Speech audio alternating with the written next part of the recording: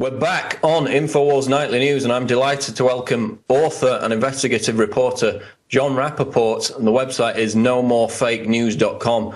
John published an article a couple of days ago now entitled, "Are We All Living Inside a Virtual Simulation?"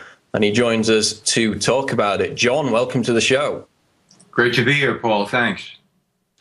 And just to explain to viewers the recent findings of this Bonn University study and why it suggests that the universe appears to be behaving like a computer simulation. Okay. The study basically says that the energies of cosmic waves are suddenly reshaped and refitted to go into a matrix, you could call it, or a lattice, a background basic structure of reality. And this is a kind of a pixel-like structure, like a television's picture.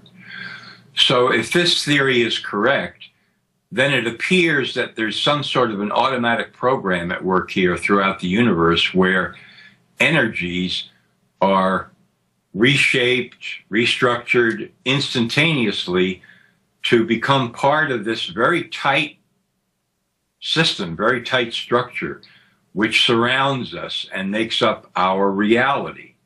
And if that's the case, then it's not too big a step from there to infer that, hey, this whole thing could be a computer simulation, some sort of program that could also fit into the holographic concept of what the universe is.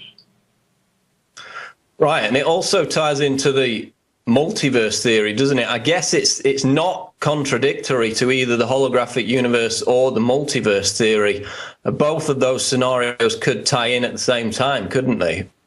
Yes, they could, absolutely, because, you know, when you start thinking about this universe as a virtual simulation, from there it's an easy step to say, well, we could just be talking about one universe out of many. And are the rest of them simulations too, or are they different? Well, we wouldn't know the answer to that question, but there's no reason to suppose that every single other universe would follow exactly the same pattern of construction as this one. So yes, the door is wide open. Do you think this notion that the universe is a computer simulation validates or invalidates the reality of a God? You know, I don't think it necessarily does either one. I think it's still up to the individual to make that decision for himself or herself, because regardless of what the structure is, you can say there was a designer. And if you believe in God, then God is that designer. So I don't see any contradiction here between, regardless of what somebody's beliefs are or aren't, this idea of a simulation stands on its own. It still could be valid no matter, you know, could fit into anybody's beliefs. Right.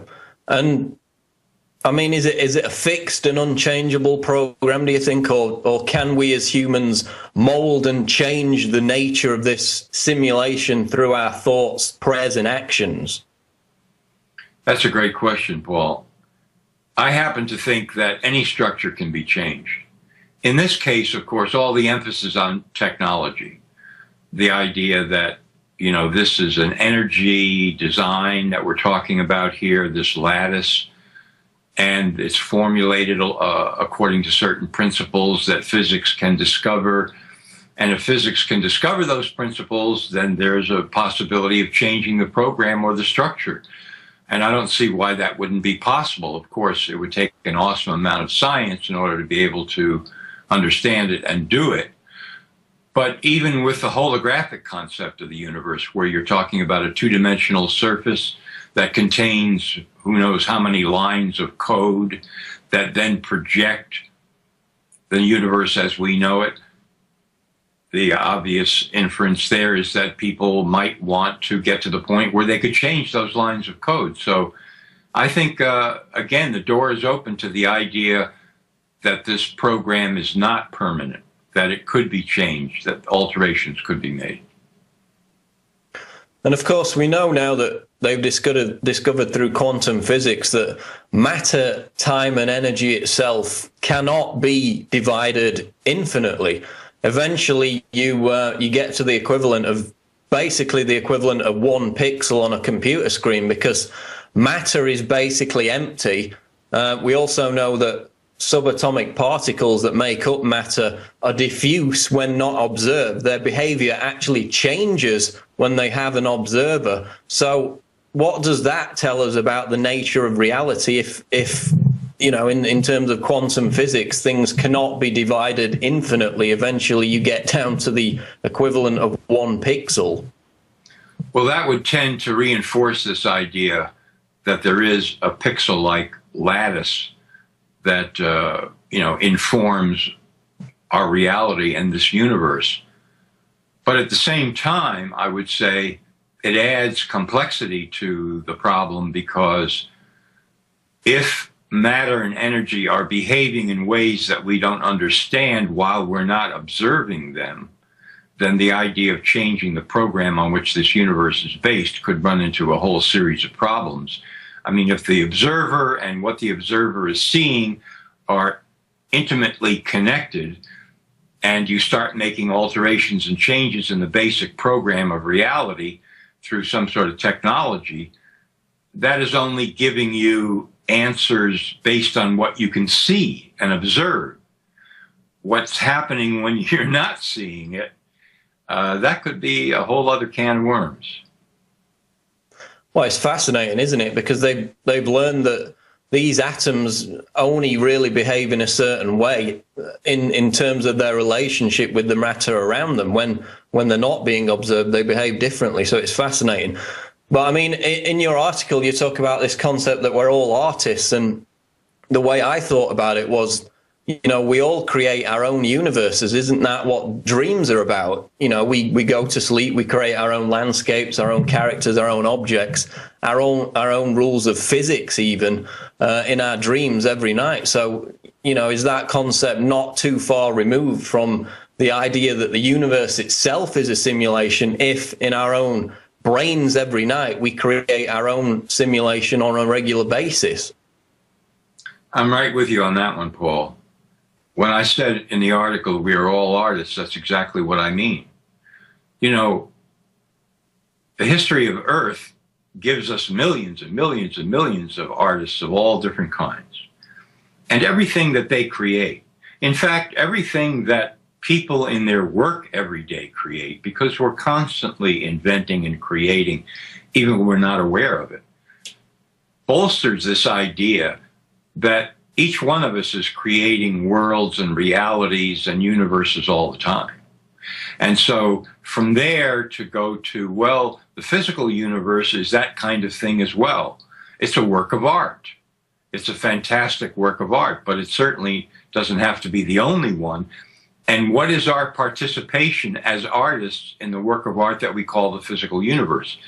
To me, that's not only an intriguing question, but I think that the answers deliver a tremendous amount of empowerment to the individual, because I happen to believe that we all do participate in creating this work of art called the physical universe. And I mean, it's accepted now that, you know, our brains can only see, what, 6 or 7% of the actual atmosphere that's around us, the matter that's actually there. Our brains are merely decoders of electrical impulses. That's why the whole brain in a vat theory came about, the fact that we could all just be brains in vats and not even know about it, because what's hitting our eyes is only being decoded by our brain. It's not going straight through. It's being analyzed, being decoded. It's all very fascinating stuff. Just finally, though, we're going to switch to the situation in LA there with Christopher Dorner, the fugitive on the run. You were talking just before we got on air about a possible connection with SSRI drugs. Can you discuss that? Yes, there are several of his so-called manifestos floating around on the internet. And, you know, a cautionary note, I'm not assuming that the official scenario that we're getting about all of this is necessarily true, but accepting it for the moment. In one of these manifestos, Dorner talks about how he's been severely depressed since 2008. And he makes a big deal out of it in one of those statements. So you would assume that he very well could have sought the help of a doctor or psychiatrist who would have diagnosed him clinically depressed and then started prescribing these SSRI antidepressants like Prozac, Paxil, Zoloft, etc.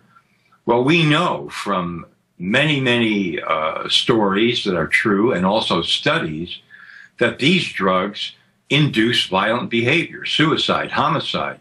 They've been indicted in a number of school shootings and mass shootings, and including some evidence from Aurora and also Sandy Hook, but many other incidents as well. So if this is the case, we could be looking very well here at another psychiatrically induced killer. Someone whose report about the police in Los Angeles is a separate question. I mean, whether everything he's saying there is true is a matter for an independent investigation. But as far as taking it to the point where he's killing people, if that is exactly the case, then we could very well be looking at someone who's been driven completely over the edge by these drugs, because they're everywhere in society and they do in fact induce horrendous violence. Okay, we'll continue to follow the story. That's all we got time for now. The website is nomorefakenews.com. John Rappaport, thanks for joining us on InfoWars Nightly News. Thanks so much, Paul. Enjoyed it very much. Thank you. That's going to do it for this edition of InfoWars Nightly News. We'll be back 7 p.m. Central tomorrow night. Thanks for joining us.